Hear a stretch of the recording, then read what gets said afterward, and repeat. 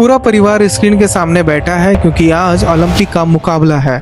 साल 2020 का ओलंपिक, लेकिन कोविड के वजह से यह 2021 में खेला जा रहा है। टोक्यो 2020 के ओलंपिक टीवी के सामने लाखों भारतीय बैठे हैं। सबकी नज़र एक युवा खिलाड़ी पर है, उसका नाम है मन्नू भाकर। उम्र ज़्यादा नहीं, लेकिन उम्मीदें बहुत बड़ी। 10 मीटर एयर पिस्टल की मुकाबला शुरू होता है। मन्नू निशाना लगाने के लिए खड़ी है।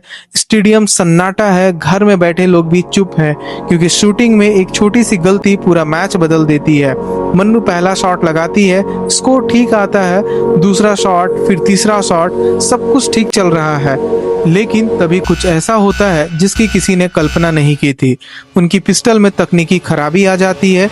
पिस्टल का कॉकिंग लीवर टूट जाता है। मन्नू रुक जाती है, उसके चेहरे पे चिंता दिखती है। पिस्टल ठीक कराने में समय लग जाता है और शूटिंग में रिदम सबसे इम्पोर्टेंट होता है। एक बार रिदम टूट जाता है तो वापस पाना बहुत कठिन होता है। धीरे धीरे समय निकलते जाता है और कुछ देर के बाद यह साफ हो जाता है कि मन्नू भाकर फाइनल में नहीं पहुंच पाएगी। टीवी के सामने बैठे लोग चुप हो जाते हैं क्योंकि भारत की बड़ी उम्मीद टूट चुकी थी। लेकिन आप वीडियो में बने रहेंगे तो आपको पता चलेगा कि कैसे यही हार मन्नू भाकर की जिंदगी का सबसे बड़ा मोड़ बन गई।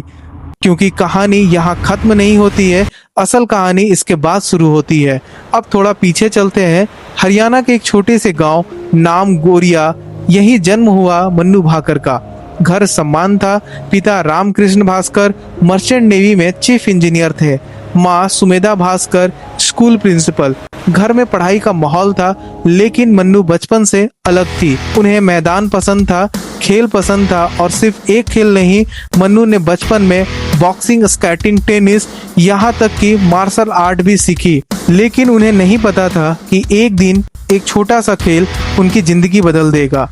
एक दिन स्कूल में शूटिंग रेंज लगी थी। मन्नू वहां गई। उन्होंने पहली बार एयर पिस्टल हाथ में ली, निशाना लगाया और ट्रिगर दबाया। उस दिन शायद किसी को पता नहीं था कि भारत की भविष्य की ओलंपिक मेडलिस्ट यहीं खड़ी है। घर जाके मन्नू ने अपने पिता से कहा, पापा मुझे शूटिंग करनी है, लेकिन शूटिंग महंगा खेल है। एक अच्छी पिस्टल 1.5 लाख से लेकर 3 लाख के बीच में आती है। फिर भी उनके पिता ने कहा, अगर मेरी बेटी का सपना है तो मैं उसके साथ दूंगा। और उन्होंने पिस्टल खरीद दी। ये वही पल था जहां एक सपना शुरू हुआ। अब शुरू हुआ असली सफर। सुबह जल्दी उठना, घंटों अभ्यास करना, फिर पढ़ाई करना, फिर अभ्यास करना। शूटिंग में सबसे बड़ी लड़ाई दूसरों से नहीं होती है, सबसे बड़ी लड़ाई अपने दिमाग से होती है। अगर दिमाग डर गया तो निशाना भी डगमगा जाता है। लेकिन मन्नू का फोकस मजबूत था और धीरे धीरे उनका स्कोर बढ़ने लगा। 2017 नेशनल शूटिंग चैंपियनशिप मन्नू ने हिस्सा लिया और गोल्ड मेडल जीते। अब लोग उन्हें पहचानने लगे थे, लेकिन असली धमाका अभी बाकी था। 2018 ISSF वर्ल्ड कप मैक्सिको में प्रतियोगिता। मन्नू का उम्र सिर्फ 16 साल, लेकिन उस दिन उन्होंने गोल्ड मेडल जीत लिया। इतने कम उम्र में वर्ल्ड कप जीतना बहुत बड़ी बात थी, पूरी दुनिया हैरान थी। इसके बाद कॉमनवेल्थ गेम 2018 में यहाँ भी मन्नू ने 10 मीटर एयर पिस्टल में गोल्ड मेडल जीत लिया। अब भारत को मिल चुकी थी नई स्टार शूटर।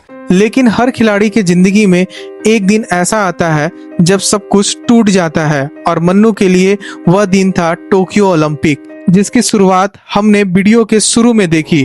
पिस्टल खराब, रिदम टूट गया और सपना भी। ओलंपिक के बाद सोशल मीडिया पर लोग बातें करने लगे। कुछ ने कहा अब उसका करियर खत्म हो गया, लेकिन मन्नू ने हार नहीं मानी। उन्होंने एक नई शुरुआत की। उन्होंने पढ़ना शुरू किया भगवत गीता। एक श्लोक उनकी सोच बदल दी।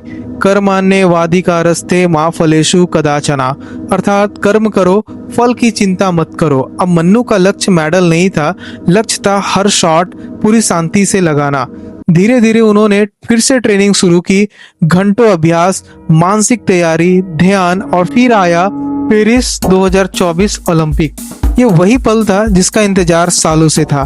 फाइनल में मन्नू खड़ी थी और उसके दिमाग में वही श्लोक था, कर्म करो, फल की चिंता मत करो। और फिर ब्रॉन्ज मेडल। पूरे भारत खुश था, लेकिन कहानी भी खत्म नहीं हुई। मिक्स टीम इवेंट में सरबजीत सिंह के साथ मन्नू ने दूसरा ब्रॉन्ज मेडल जीत लिया और इतिहास बन गया। मन्नू भाकर एक ही ओलंपिक में 2 मेडल जीतने वाली पहली भारतीय शूटर बन गई है। दोस्तों, हर खिलाड़ी के जिंदगी में एक ऐसा दिन आता है जब सब कुछ खत्म होता हुआ लगता है, लेकिन वही पल तय करता है कि आप हार मानेंगे या इतिहास बनाएंगे। मन्नू भाकर की कहानी अगर आपको मोटिवेट करता है तो आप कमेंट में जय हिंद लिखिए, वीडियो अपने दोस्तों तक शेयर करिए, लाइक और सब्सक्राइब कर लीजिए। हम फिर ऐसे ही वीडियो आपके लिए लेकर आते रहेंगे। जय हिंद।